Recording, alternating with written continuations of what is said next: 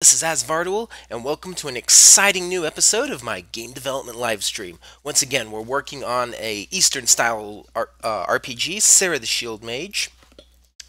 And before I get into tonight's broadcast, I want to show off what I've been working on for the past couple of weeks.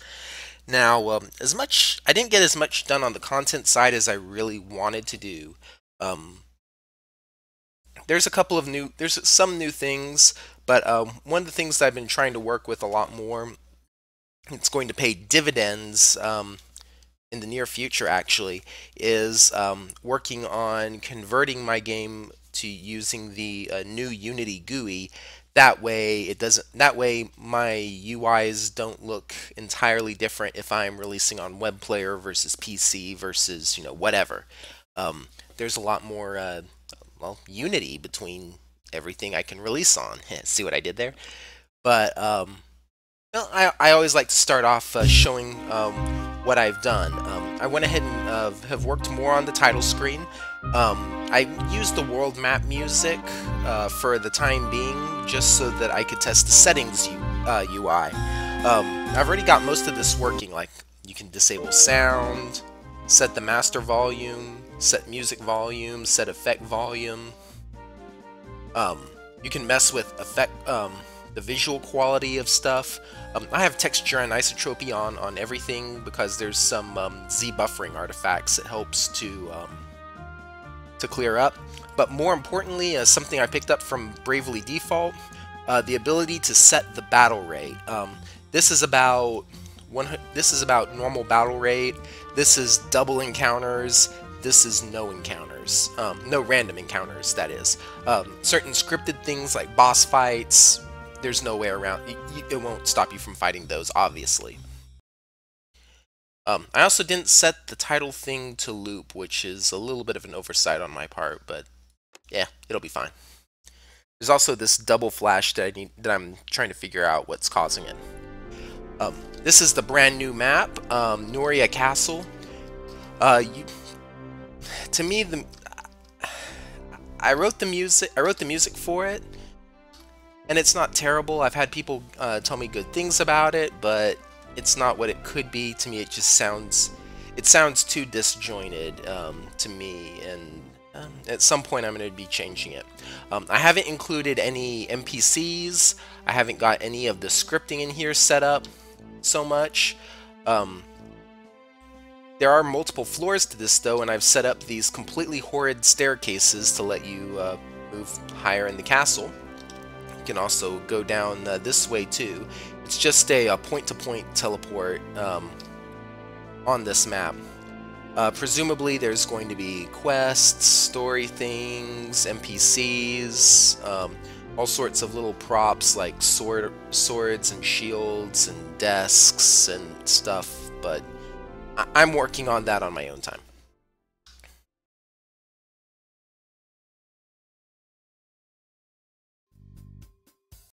Oh, crap. Yeah, so the town itself, as you can see, not everything has been converted over to the new UI system. If I talk to this person, that randomness happens. I'll go ahead and get the quest.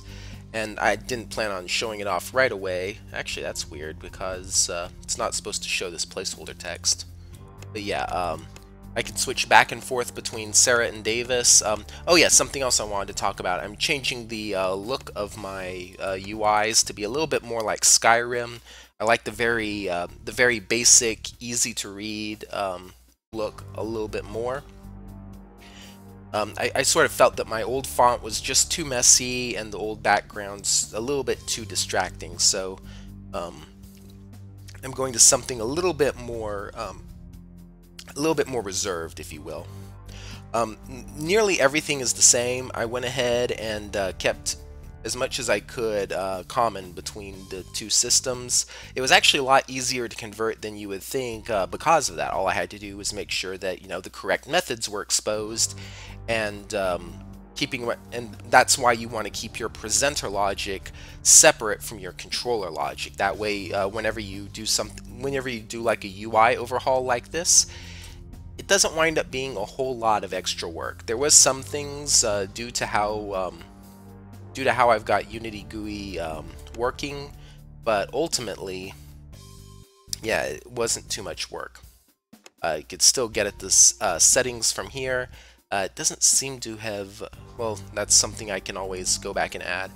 What's supposed to happen is it's supposed to keep your settings between the screens. Like if I click master volume, yeah, you see how when I just twitched it, the master volume jumped up?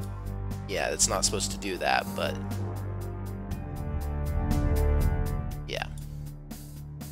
But yeah, it's in good shape. Saving still doesn't work just yet, unfortunately.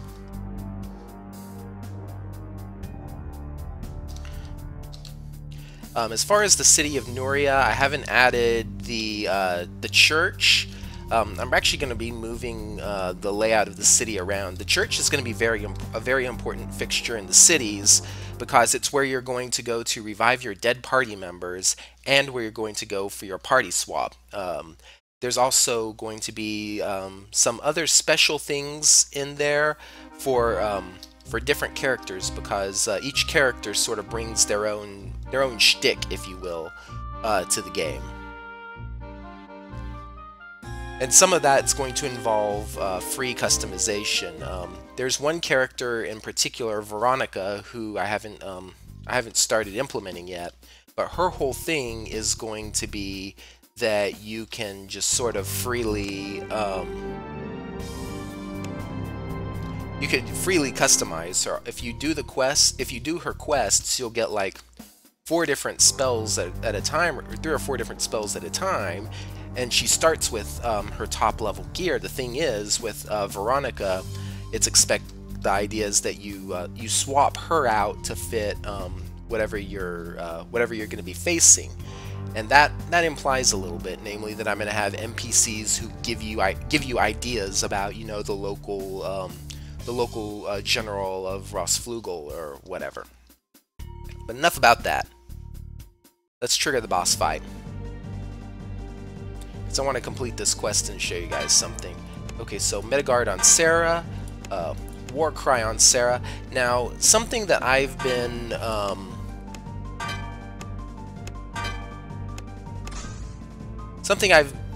actually received a little bit of feedback on when I showed my updated thin slice was that the battle system right now, it's not giving a whole lot of feedback. Like you don't know how much health these guys have. You don't know when exactly they're going to be acting. The moves themselves don't really tell you a whole lot. Pretty much what the battle system needs, and since it's it's pretty much the central piece of gameplay in the game, it needs more feedback. The game needs to tell you, what's going on, and right now the battle system doesn't really do this a whole lot. And that's something that tonight, well, we're going to be doing something about. There we go. We finally took down the bandit leader. You got 61 Saphirium and 1 Antique Shield. There we go. And we're not going to face any random battles on the way out because we've turned random battles off. Now, the thing with random battles, though, is that really you do want to... In this game, they're dangerous, but turning on the random battles is sort of worth it. The reason being, it's not going to be like a Final Fantasy game where you get what you need to pimp yourself out with a full set of equipment just by running around and doing what you're supposed to do. No, in this game, if you want that extra equipment, if you want those extra healing items, it's sort of like the old days. You have to get off your butt and do them, And that's really what I want the game to convey. If you do the side quests, if you take the time to fight random battles, well, you will be rewarded for it. And if you put in extra work, you get extra bonuses. That's sort of like real life, isn't it? And this bug with the menu is kind of bothering me. There we go. So we got that. Actually, let me go ahead and show you. Yeah, you see? Favor repaid. You got updated quest text. I'm not happy with the quest presenter. but it'll work. And that button you didn't see before, well, by each of those there's a category. If you have like another piece of armor, you could just directly from your equipment open up a filtered list of items that you have and quickly upgrade. Like, there you go. If you want, you can just do the same thing to downgrade to the order armor. Now there's a bug here. You're not supposed to be able to see this this armor that you've already got equipped. That's something that, you know, I can work on in my spare time. Well, I say spare time in just normal development of the game. But, oh, there you go. That's sort of what I've been working on for the last few days there. I hope you guys like that. But yeah, now we're going to start working on some actual battle stuff. Alright, so just like other times I've done this sort of thing, we're going to go ahead and create a brand new object. Okay, so this is a 3D object. I'm going to go ahead and put it in the center of the screen just so that we can see it a little bit more easily.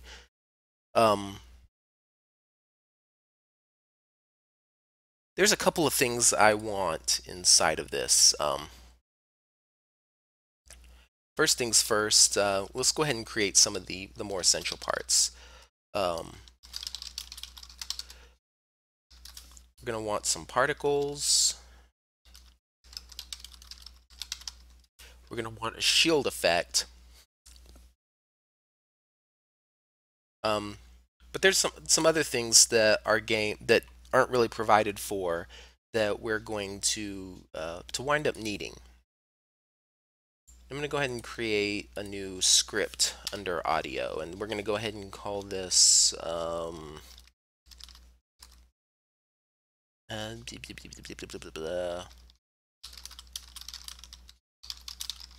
going to call this one-shot sound effect. Now, this might seem a little bit weird because, you know, there's already an audio object and an audio source object.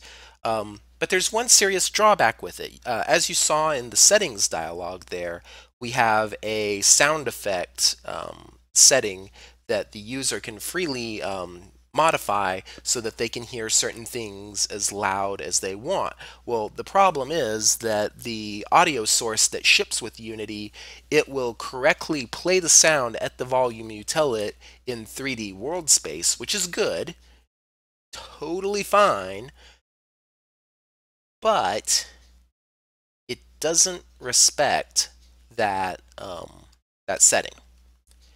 So what we need is something that will. Now, in and of itself, it's not at all a difficult script to do. In fact, if I were teaching someone brand new, this is actually exactly the sort of script that I would recommend. So let me go ahead and make this debuggable behavior. I doubt I'll need to use the debug capabilities, but, well, you never know. I'll go ahead and set up my regions.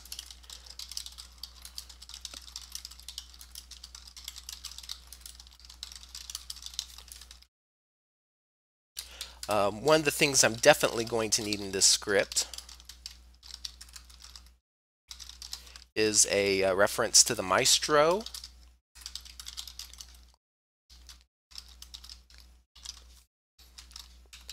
And the sound that I want to play.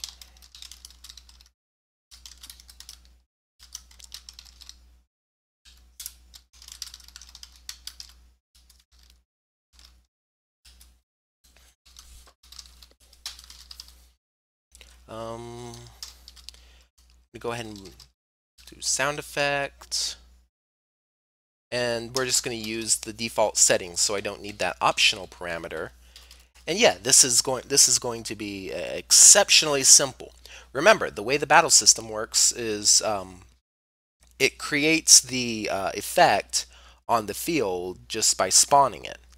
So what's going to happen is we're going to select MetaGuard, for instance. We'll select an ally on whom to place the effect. The battle system script will spawn the MetaGuard effect on that player's coordinates, and this script will run right away, immediately playing, whatever sound we tell it to. Now there is a companion script though that we need. I'm going to go ahead and save that. We're pretty well done with that.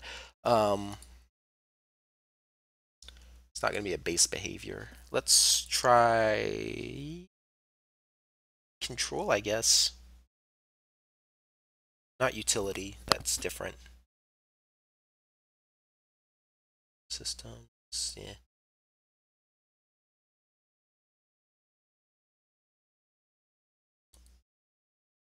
Whatever. Tell you what. Let's go ahead and put it in control. Just because I don't know where else to put it right now. We're going to go ahead and create another script.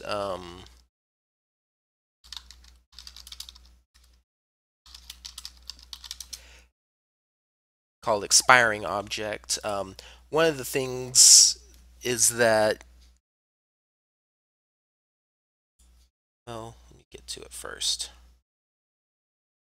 Pretty much the way some of the effects are going to work. There's some objects that are going to just immediately play their stuff and disappear. Actually, do I really need this? I don't think I do. I think that was a bad idea. You know what? Screw it.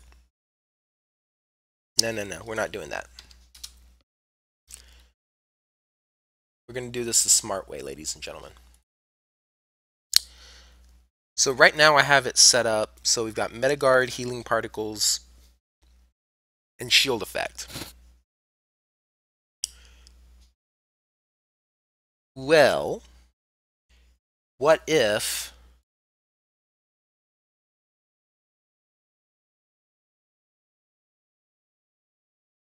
okay. So MetaGuard is going to source the actual shield particle effect, and then the healing particles are going to exist within that. I think that's a better way to do it. So let's go ahead and start by, well, I could do legacy particles. I guess it doesn't matter, but we'll find out soon.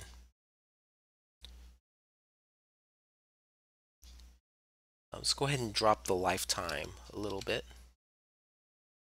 Start speed.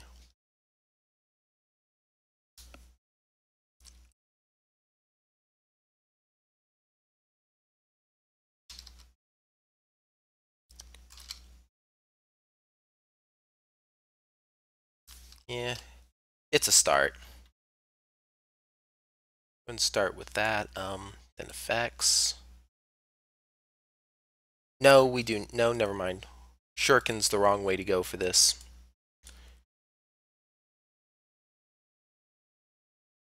Let's see. Psoid particle emitter. Let's try the classic setup. There we go. Okay. So what's going to happen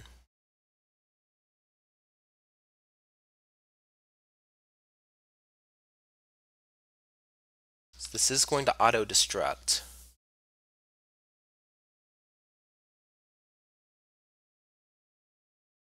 You're going to need a material. It's not going to be a doodad either.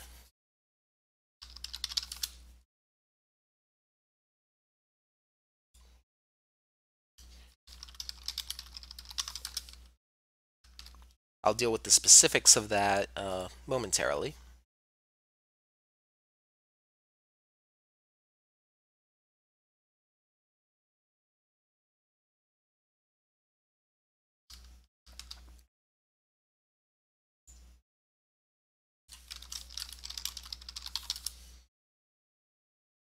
Go ahead and do the same thing on the healing effect.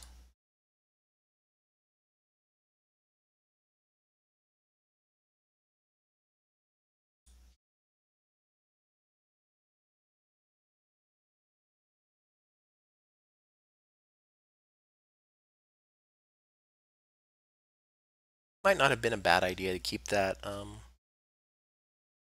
that around, come to think about it.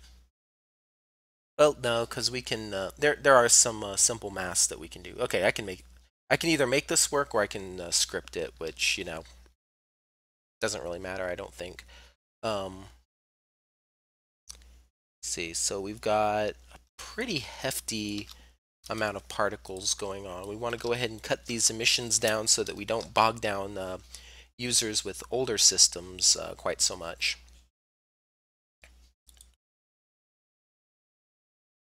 Don't need random rotation on that one. Now, on this one, it might be a little bit better for us. And I want the emission to be focused toward the center of the system, because what's going to happen is this is going to be expanding outwards. Go ahead and random rotation. Then we're going to give it, I don't see much movement going on.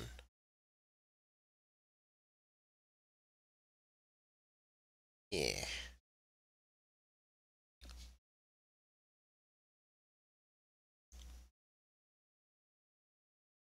So normally if I wanted to do like a black hole effect, what I could do is instead of doing 0, 0, 0, I'd do something like 1, 1, 1. Okay, that works.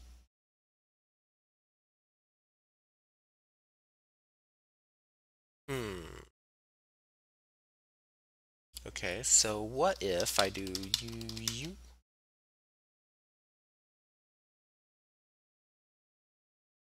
Okay.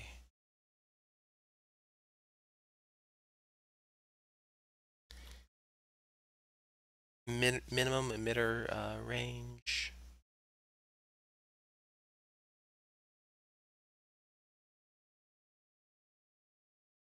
Okay, that'll work. That will work. I like that setup.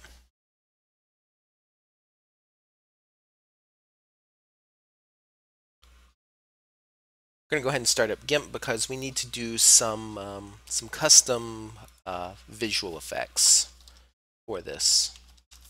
I'm going to go ahead and just make a small one for this case. Create a new layer and delete the old one.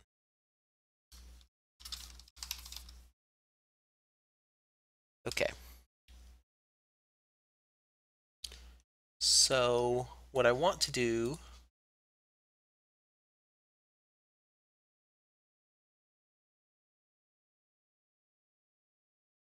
is to create sort of a sliver effect.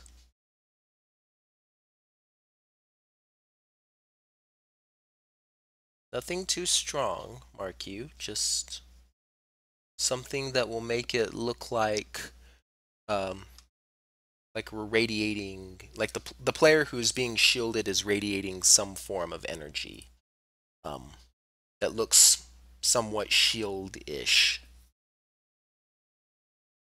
It's probably the worst way anyone has ever thought to explain that, but yeah, what can you do? Let me check chat, actually. Y'all might have some suggestions. Hey there, Senior Ducks. Anyways, you know what? Create folder. Let's just create an effect.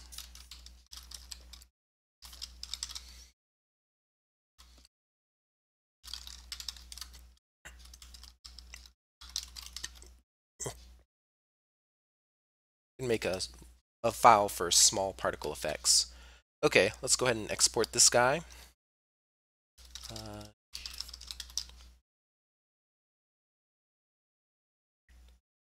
Sure, why not?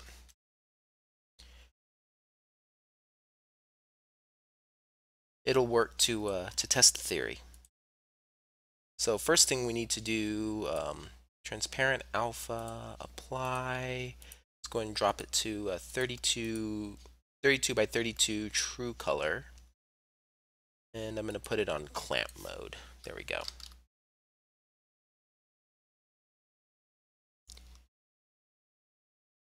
Alright, so probably what I can do from this point is go ahead and take the shield effect here,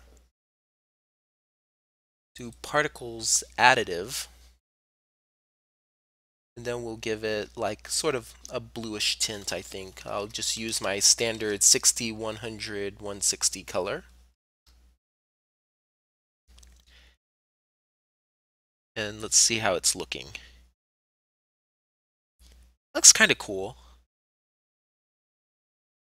Does it need to be that?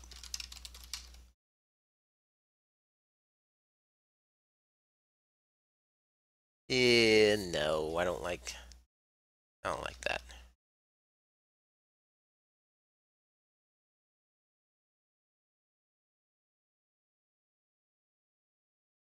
Let's turn off random rotation.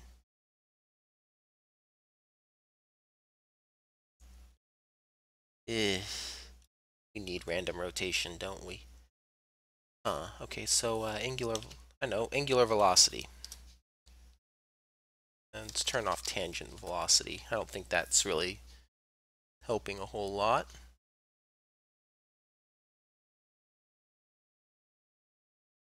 Okay, that's not so bad. We can make this work.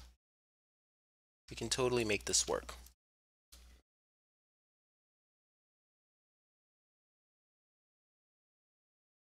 So it's got an angular velocity of 1. Let's try upping it to 2. Let's try upping it to 5.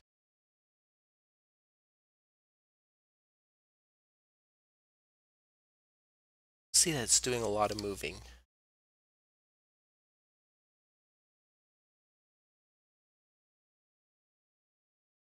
Okay. By the way, I didn't know what angular velocity did. But let's go ahead and get some variance in the size.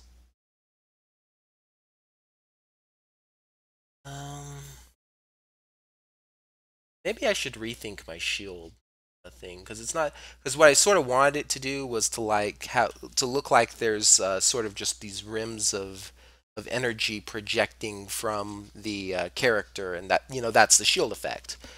What this is actually doing, though, it's not quite what I'd wanted. Our velocity scale. There are some things I can do, though. Damping. This is why visual effects are so hard, just because there's so many things you can choose to do. I'll tell you what, we'll punt on it for the time being. That it doesn't make for good viewership to be obsessing over it. Let's go ahead and start with healing particle. I'm going to rename this to shield particle. Then I'm going to leave a background beneath everything. Yeah, so the healing particle is going to be really quite simple. It's going to be pretty much a not so sinister plus sign.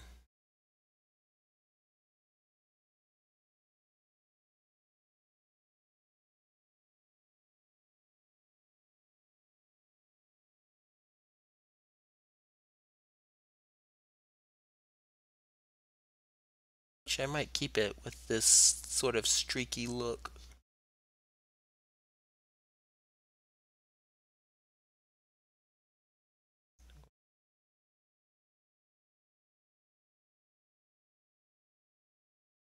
And put some rims around it. Just because I'm in that sort of a mood. Go ahead and fill it in a little bit more. The streaks look good up close, but so it's something closer to size. It had some problems. Okay, I think that'll work. Let's do that.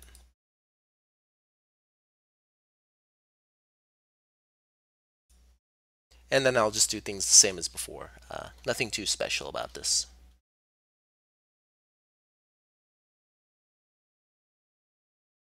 Actually, I will do things exactly as before and actually make it transparent.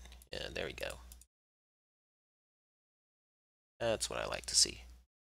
Healing particle, healing effect, and particles additive. I'll go ahead and give these a slightly different color. I'll go ahead and give them that sort of green color. And I'll give them a little bit of variance on the size. Now what I want to do is I want to go ahead and make this ellipsoid a little bit smaller. And I'm going to give it a very, very slight random velocity in all directions. That way when this is playing,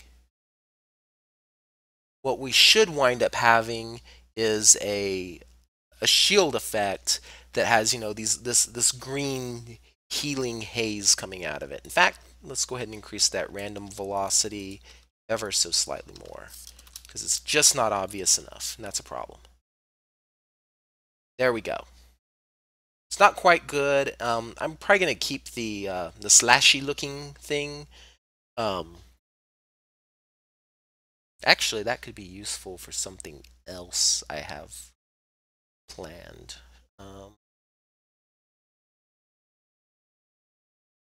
Actually, that made me think of what I need to do. Okay, so we're going to go ahead and reduce that ellipsoid.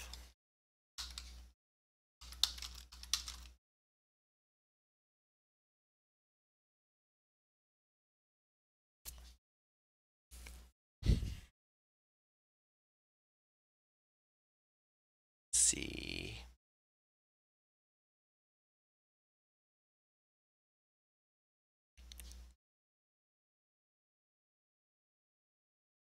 And give it a little bit of tangential velocity too.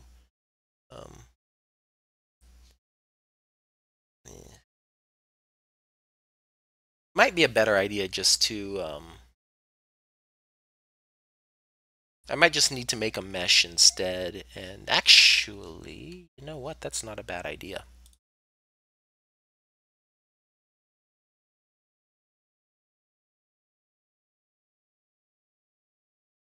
So that's not working.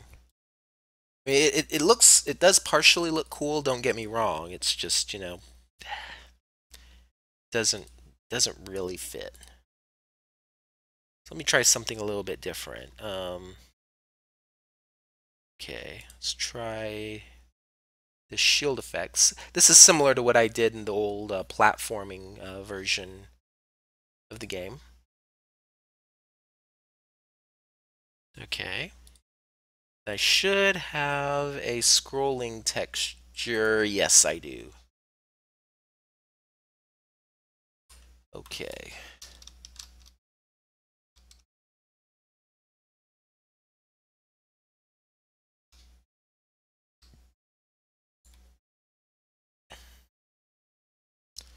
So it should be this. So if I run the simulation, actually, let me go ahead and increase the effective size of this. 1.5, 1.5, 1.5. When I run it,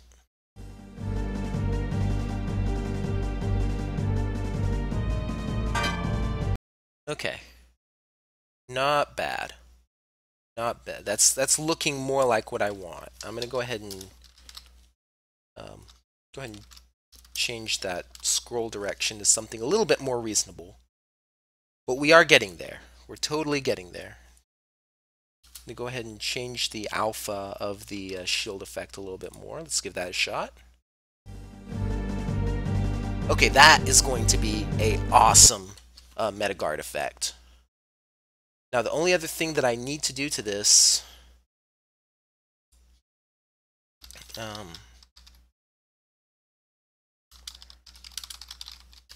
is expire it after duration, and that gets into what I was going to do at first, and that I thought was a stupid idea that really wasn't a stupid idea.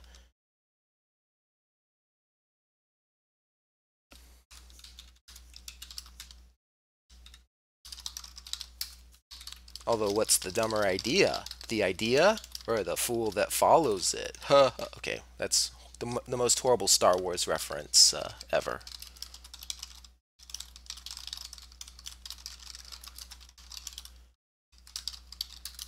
But still. At least I didn't do it in rhyme. In region? Okay. Yeah.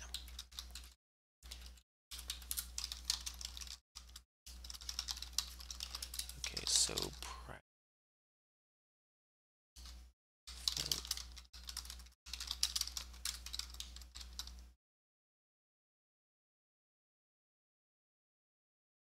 yeah, that'll work. Then I'll do public void start. Spawn time equals time.time.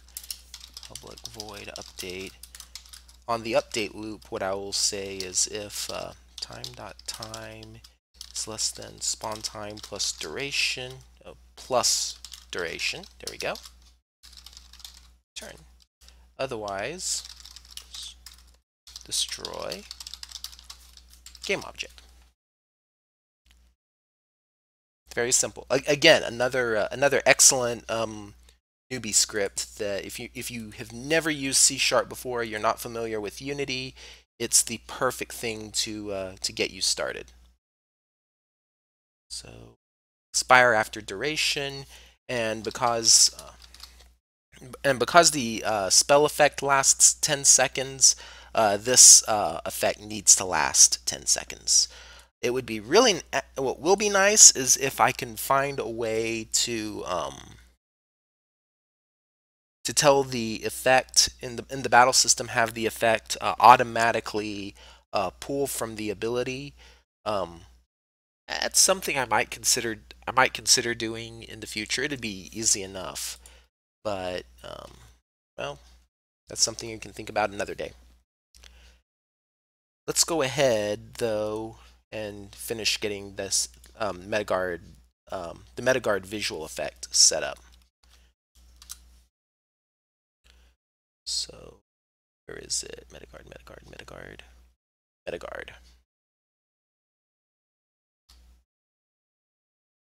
Apply our ambassador crap. Actually, no, not crap. We're good. And in my ability list, let's keep it named that. Data ability list. Let's see. Storm. MetaGuard. The visual effect will be MetaGuard. So there we go. Let's run this thing. Let's see what we got. So when Sara's active turn comes up, we're going to cast MetaGuard on Sara. Crap.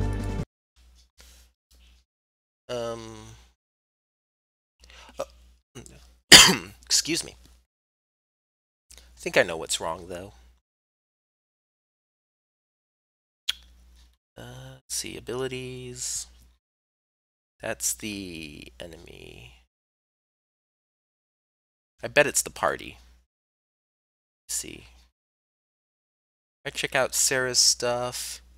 Her abilities, Holy Shield, there we go. That's the problem. There we go. All right. And for grins and giggles, let me commit that. Okay. Let's try this again. When Sara's active turn comes up, we're going to cast MetaGuard on Sara.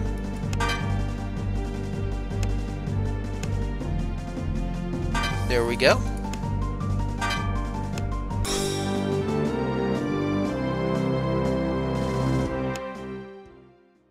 Okay, so there is sort of a bug in that too, where when the battle ends, all of your status buffs are removed, and as a result, that standing effect should be removed too. That's a little bit more code intensive because that gets into some of the expiration stuff. Pretty much what would need to happen is the battle system needs to know about all of these these expire after duration effects, and it would need to go down the line and tell each one of those you're done. You're done. It's battle's over. Destroy the effect. But for giving feedback, I think it was effective. Um, Particles is cool. Hey, I appreciate it, Senior Ducks. Here, let's go ahead and give it one more shot.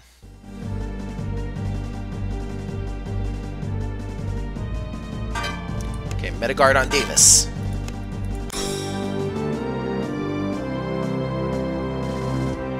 Now, there is that flickering that's going on with him, too. And I think that has to do with some of the way the particles are interacting with the sprite. There are some slightly more some more advanced concerns going on there, but point remains, we got Metagard going. Let's see if we can do another one too, just so that we're giving the battle system a little bit more feedback. Actually, probably a good one would be Shield Bash. Let's go ahead and start up a brand new effect. Shield Bash. Let's go and stick it at 0, 0 again. And I'm going to go ahead and have this use legacy particles as well.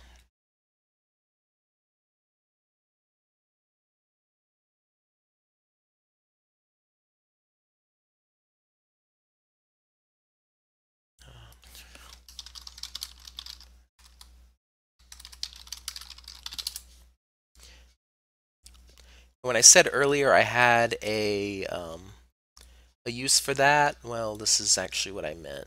Particles, additive. I'm going to go ahead and make this I'm going to go ahead and make it sort of this bright red color.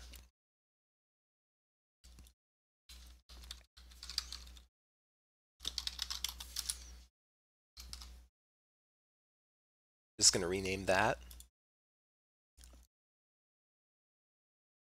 So it's going to go on with this is going to be an auto destruct. While I'm at it, let's go ahead and one-shot sound effect. There we go. So what I'm going to do is I'm going to make the ellipsoid all the way small. In fact, I'm going to tell it what material to use. That's probably a good idea. I'm going to give it a random rotation and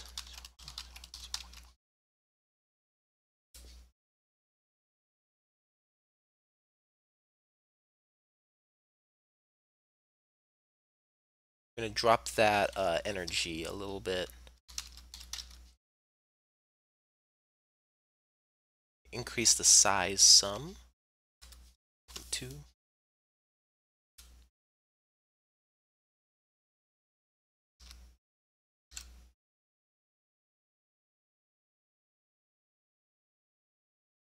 Let's go ahead and make it.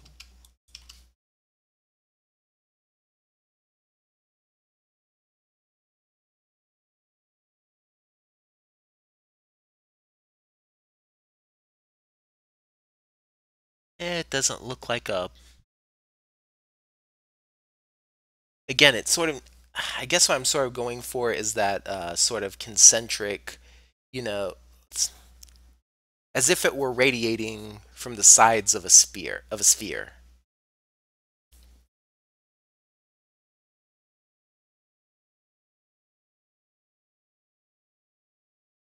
Actually, I think that looks a little bit more suitable to Davis's thrust ability,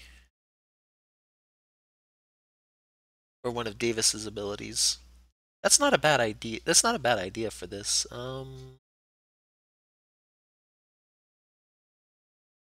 You increase that velocity a little bit more.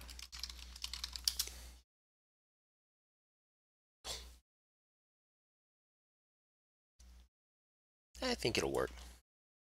I'll use it for the right now. It's better feedback than what I have, which is nearly nothing. Um, as far as sound effects, hmm,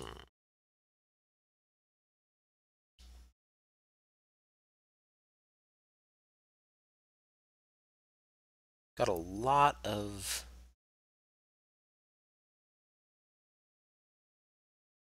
stuff. Tell you what, I know what to do about this though. There was a sound effect in the hero's journey that would be perfect for this.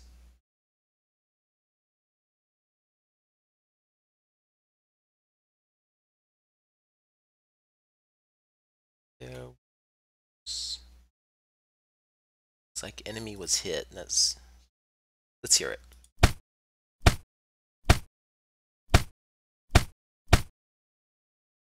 Okay, that wasn't what I was thinking of. I could probably use it. Don't get me wrong, but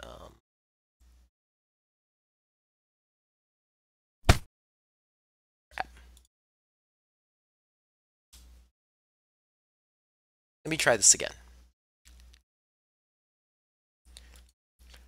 There was another sound effect I was thinking of.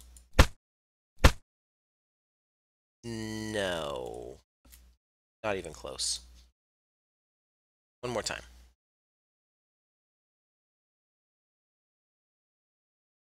There was a sound I was thinking of.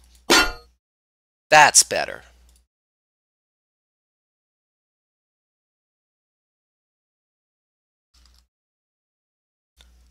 Okay, so shield bash goes there.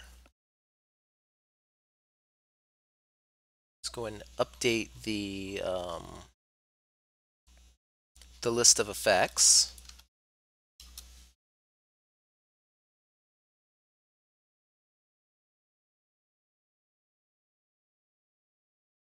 Shield bash. Let's go ahead and update the data. So abilities, shield bash.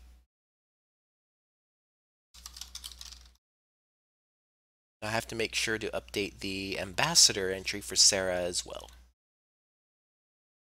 Metacard.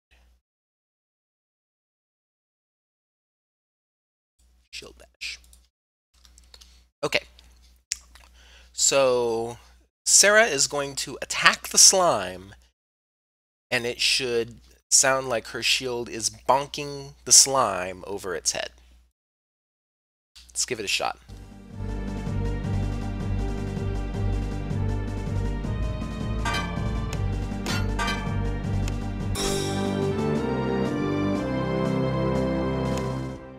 Alrighty, not bad. Let's try it one more time.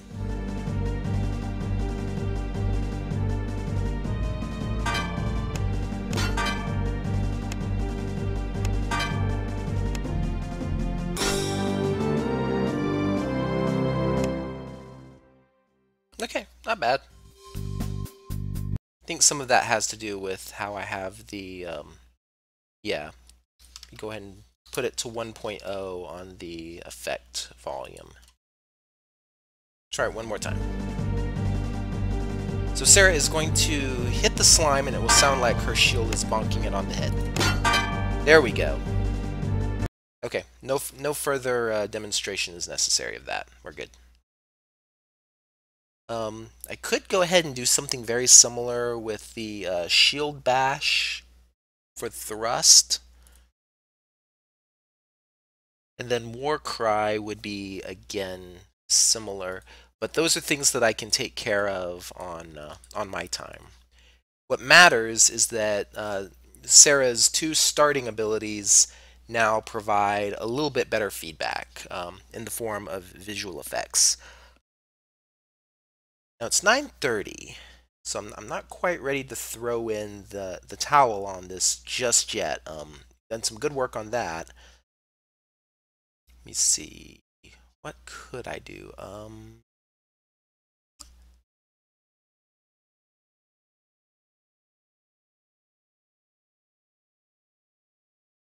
I'm not going to do music again. That was kind of scary last time.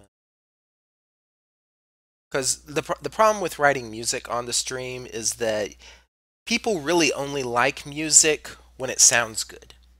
Um, Problem is, to get music to sound good, you have to go through a few versions that sound horrible, and honestly, it doesn't lend itself well to good recording or broadcasting.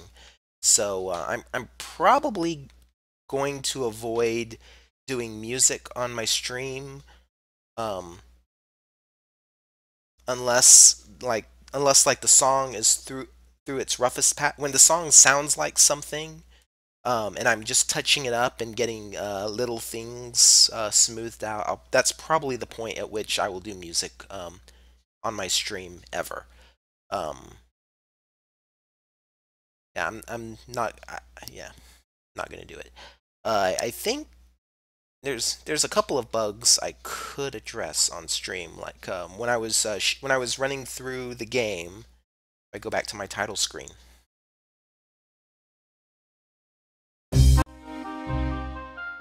Let's go and do a new game. There is that double flash, but that's probably just me being dumb about something.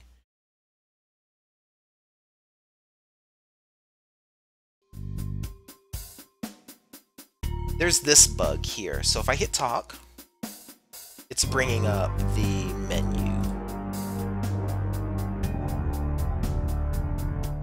What's more, we're seeing this member name stuff happen. That's not good. Now debugging that on stream, I don't know. That'd definitely be a good way to get started rounding out the last 20 minutes before I go to the time where I ask if the stream wants to hear about anything. I like to do a question time when there's 10 minutes left in my stream, sort of when I'm winding this broadcast down. I don't know. I know, question time! What would you, the stream, like to see? Oh, he's got to go. All right, man, Senior Ducks, have a good night. I appreciate it.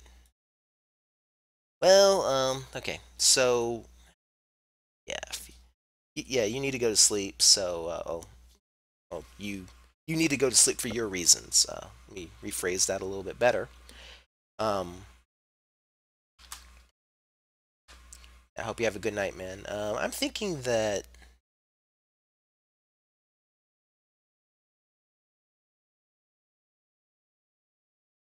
I could get started on modifying the battle system on stream. I think that might be a good use of time. You know what, let's do it. I'm gonna have to do it anyhow. It's just, let's see, that's Crystal Cave, Cave Battle. There we go. We already started with the whole cave battle thing, so yeah. Let's go ahead and do this the right way. Okay, so the way this works, we've got our battle referee here that does all of the processing of our active time battle system. Go ahead and keep that. Let's close all of this stuff. So, battle referee. A lot of regions, a lot of business code.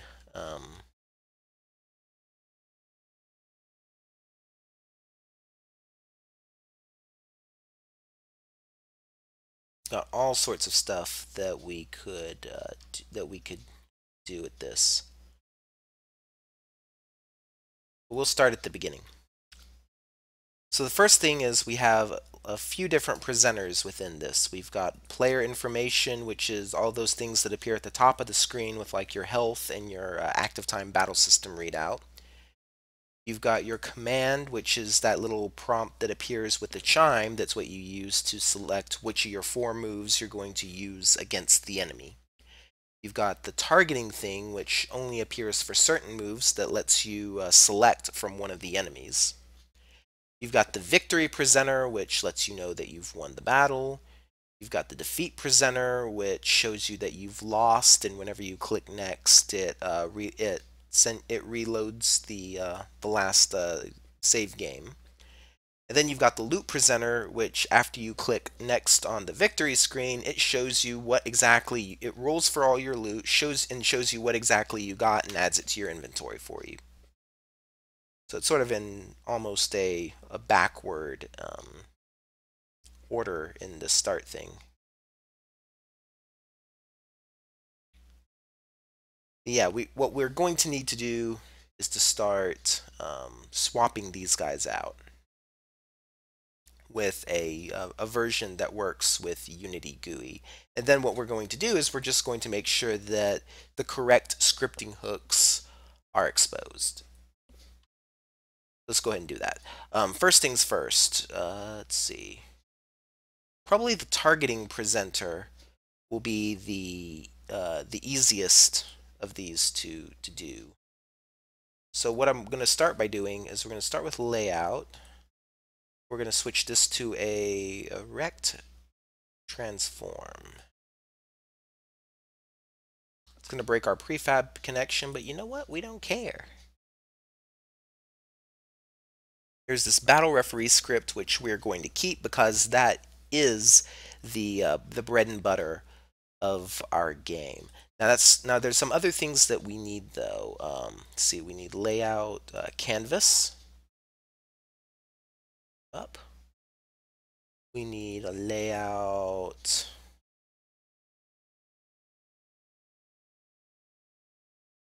We need a canvas scaler. That up. Oh yeah, this needs to be screen space overlay. This is going to be scale with screen size. Fun fact about this reference resolution, do not try editing it from the back. You want to edit it from the front or your editor will crash. So our reference resolution is going to be 640 by 480 because that's what I'm developing as. I'm not sure of the best practices with this. I am kind of new to Unity GUI. I'm going to go ahead and make it match based on height. Screen space overlay, rectangular transform. Then we need a graphic raycaster on this as well. It's not under UI. It's not under layout. It's not under that. Let's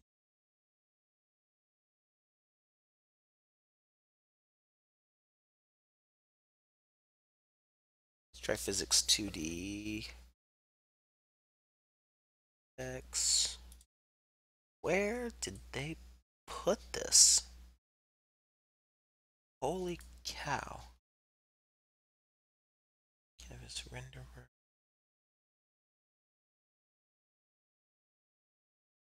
Layouts.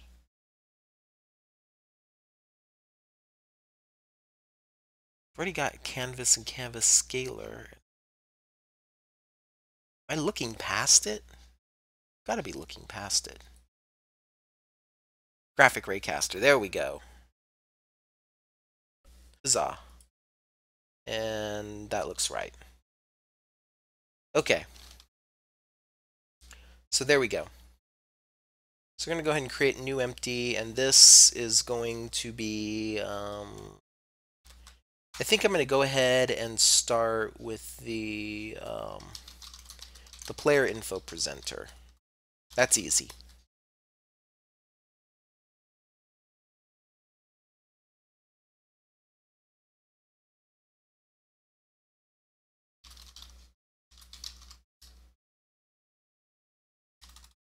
I'm going to call it Battle Stat Presenter.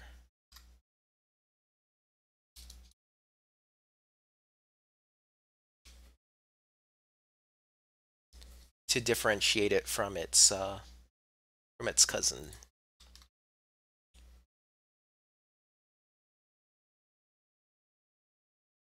Now I've created a brand new base class to deal with this too. But first things first, before I get too carried away, I want to go ahead and include a new namespace, UnityEngine.ui. This will let me use the new GUI stuff whenever I so desire.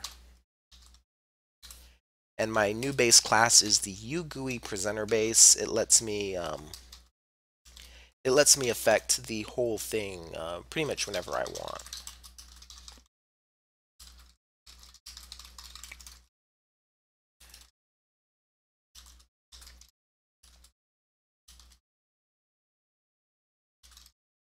And of course, I'm going to use my regions to segment my code. So first things first.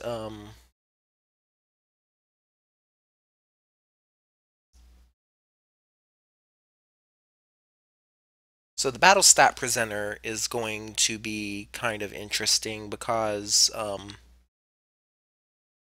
what it really is going to be is sort of a mediator of sorts for a whole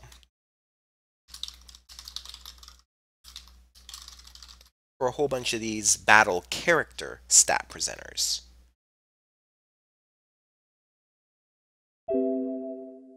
And you might be wondering, why I'm choosing to write this quite this way, and well, I've got my reasons.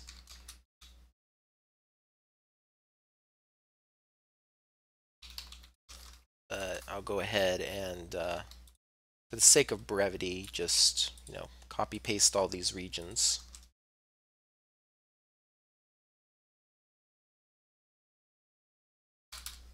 Okay. Oh, I need my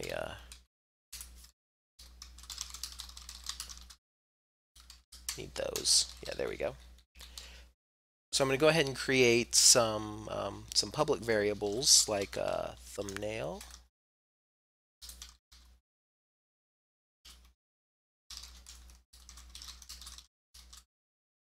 I'm going to go ahead and switch to a gauge setup with this.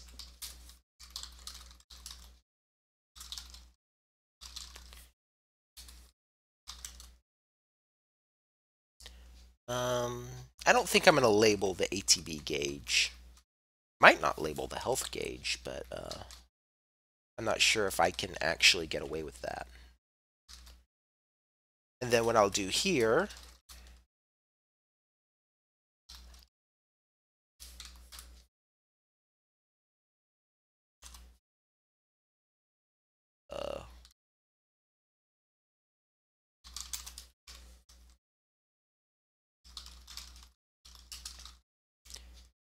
is I'll create a list of these character stat presenters.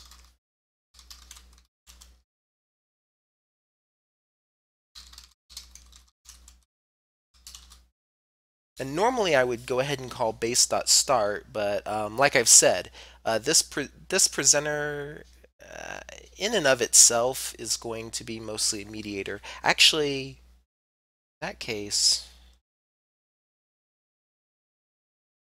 I'm going to keep the UGUI presenter base. I'm going to keep calling base.start. But what I'm going to do, stat presenter. Okay.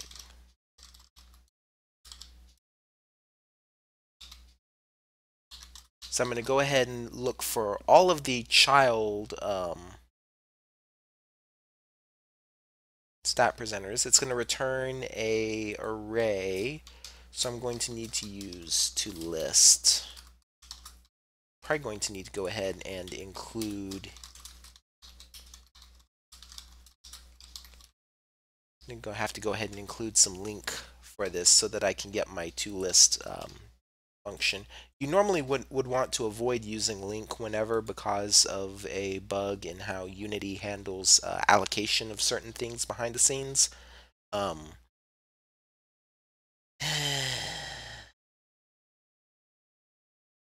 could avoid it too, or just write my own .toList function, but I don't really want to do that. For right now, though, this will work.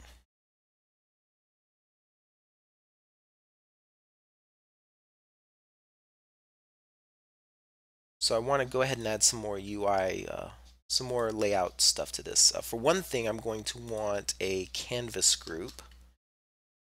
And I'm also going to want, I'm going to go ahead and want an image for this.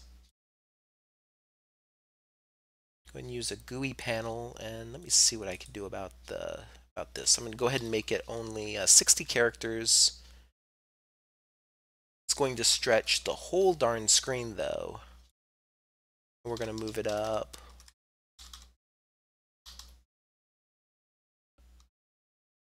Let's try 195. There we go.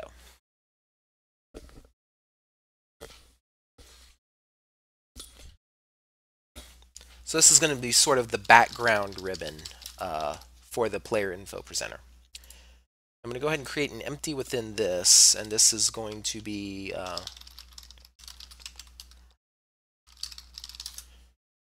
the first character's presenter. So we're going to need a canvas group, scripts. We're also going to need, where is it?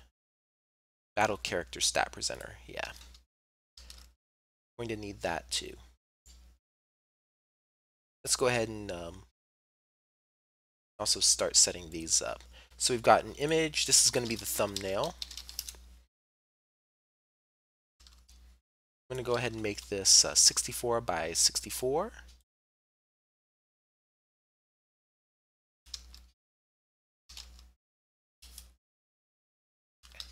Let's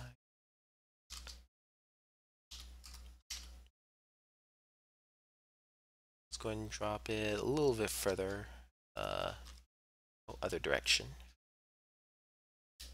It's not what I wanted, but it'll work. So this is going to be the thumbnail. I'm not going to specify an image for this, oddly enough. What I'm instead going to do is just leave it be, because it's going to be affected by the script on startup. I'm going to go ahead and create another image too.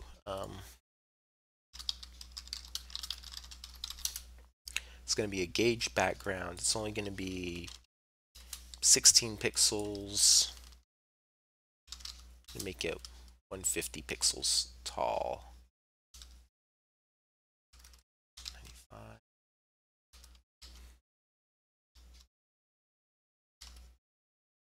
$210. Let's go ahead and move it.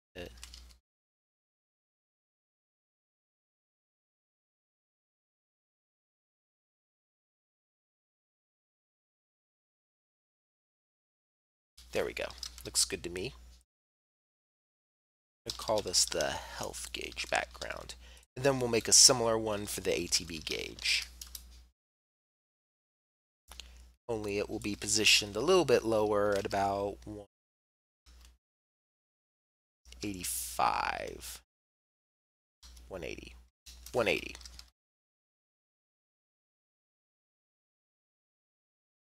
Okay.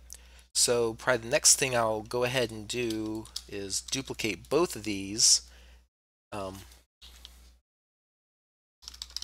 going to create a overlay that's going to hide some of what we're doing with the gauge for stylistic purposes. Of course, we'll go ahead and copy these. And these objects will become our gauge.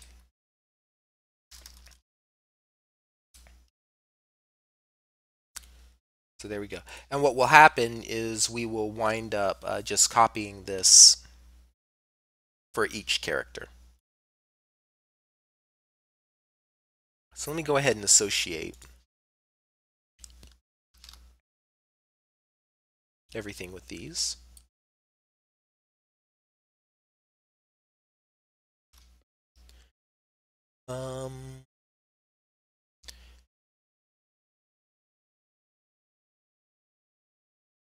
I don't know if I want a health label, to be perfectly honest. If I'm planning to show a prototype at some point anyways, if people want the number, I can always have them request it at the time. Yeah, so in and of itself, this isn't too tough. Then I'll just duplicate this for character number 2, and we will move things the appropriate distance. So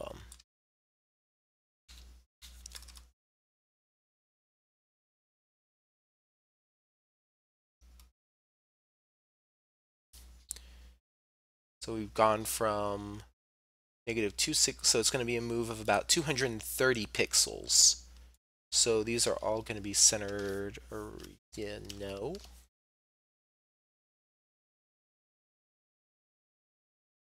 It's going to be about 150, so it's going to be about 80.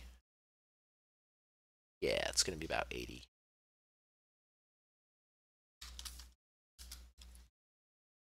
But I'm almost certainly going to have to shorten these up.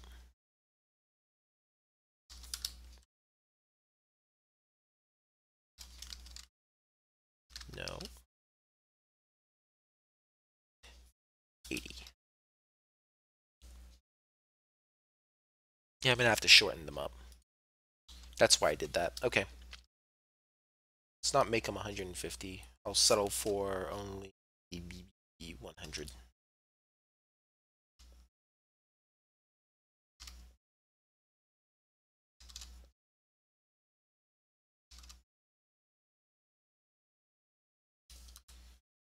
Now go ahead and nudge everything over as necessary.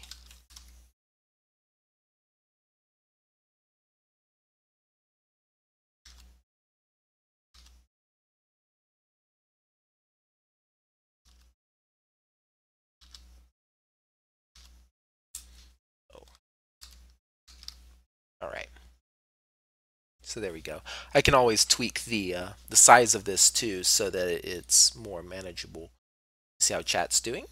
Okay, it's still just me. That's cool though. All right. So what I'm going to do is I'm going to go ahead and create a brand new image, and it's going to be a 16 by 16 image.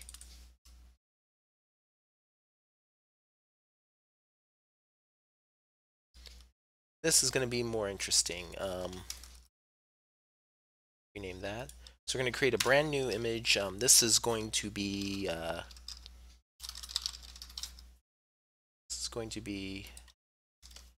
HP gauge background.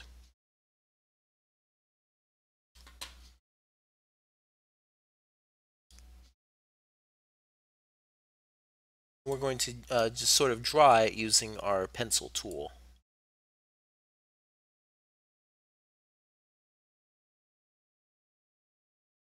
This is going to be an extremely small image too. It's only 16 by 16. You would think I would need to use 32 by 32, but in this case actually smaller is better because I want to preserve the aspect of this thing. Go ahead and color it black.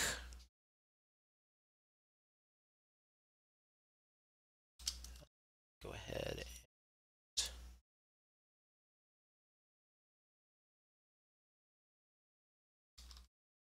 I'm going to save this in a different place. GUI, Battle UI.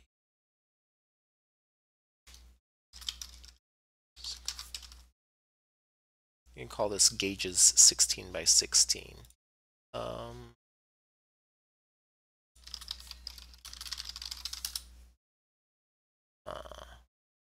Crap. I didn't think of something. Tell you what.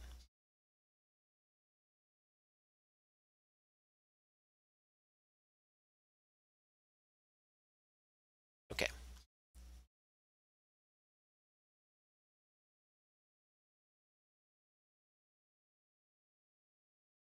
What I'm going to do is drop the opacity actually to 80%, like all the other GUI stuff. And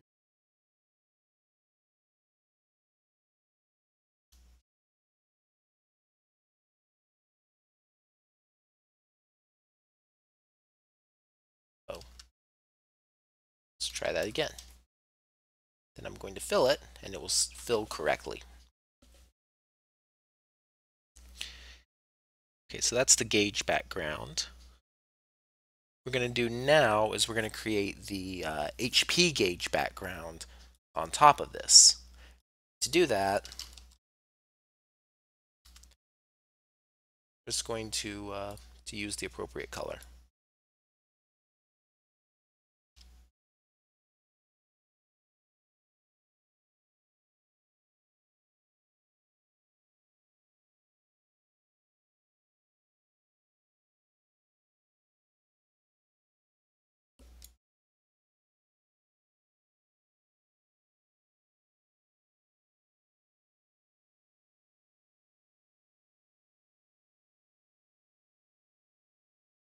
Of course, because health is usually associated with the color red, well, we're going to be using the color red. There's no reason to buck the player's expectations ever. So there we go. And now we're ready to export a button.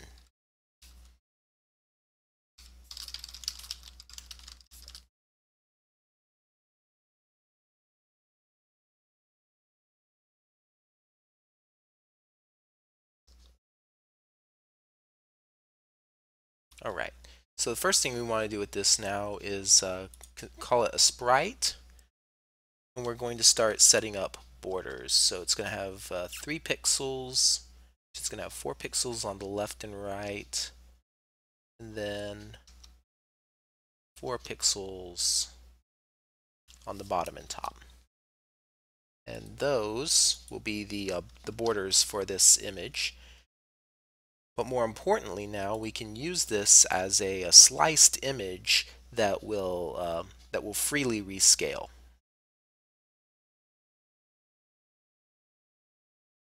And I used it on the wrong thing. Let me try this again.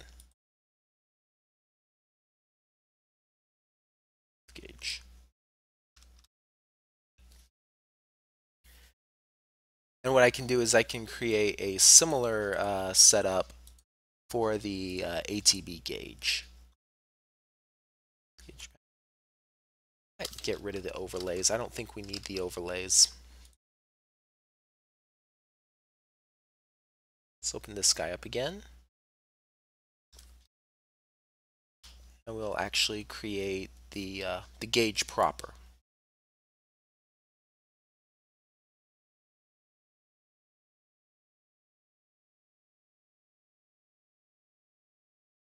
And it'll start simple enough. It'll look almost exactly the same as what we were working with before. Only now there's going to be some very slight differences because this version, for one thing, is going to have a little bit more shading applied to it.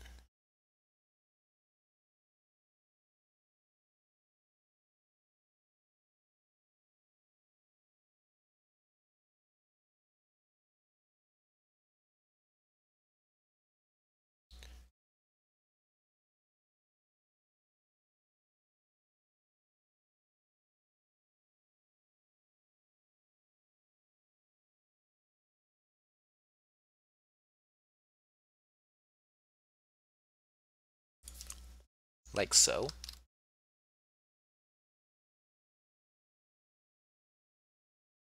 Do some more tricks with the shading to further play up that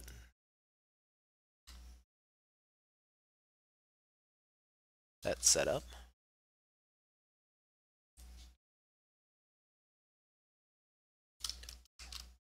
Try that again. There we go. And now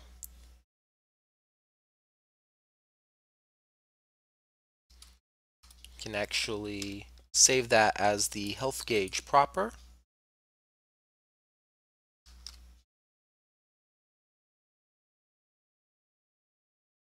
And in Unity, we'll just do the exact same thing with it. 4, 4, 4, 4. And apply that to it. and then our health gauge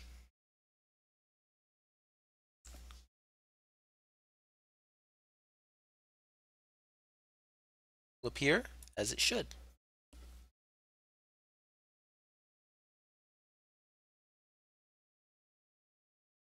There we go.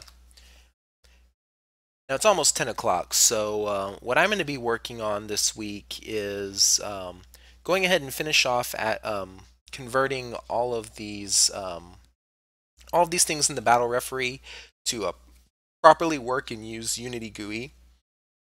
I'm going to try to fix some of those bugs and pretty much take what I've already got with this prototype and make it just a little bit more responsive, a little bit easier to understand, make the battle system better, try to suss out some of the bugs, and if I can, I will try to produce a little bit more content. I'll start working on some of the side quests on the Nuria continent.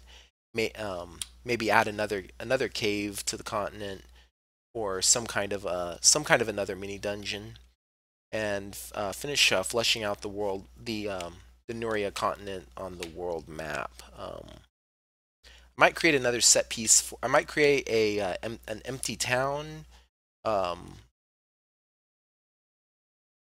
I might start maybe on the shop system, because I've got a currency in the game, and it will really help if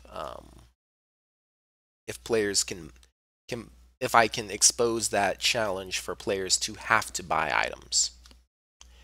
So yeah, that's what I'm gonna be working on. I hope you guys have enjoyed this game development live stream. I'm Asvardual. You've been watching me build part of Sara the Shieldmage, and as always, till next time. Hope I'll see you later. Have a good one, and good night.